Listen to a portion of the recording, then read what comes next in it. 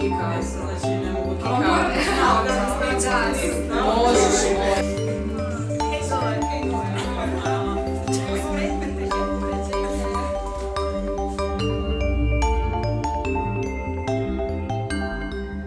Ideja je došla baš kad smo pričali o tim, u društvu, o tim pijanim pričama i moj prijatelj se probudio sa pedalom od bicikla u džepu i onda je meni sunula ideja kao zašto ne bi postojala jedan prostor kao muzej gdje bi postojala kolekcija svih tih nekih predmeta i priča koji će ispričati najzabavnije te neke priče na svijetu o tim pijanstvima i danu nakon, jel?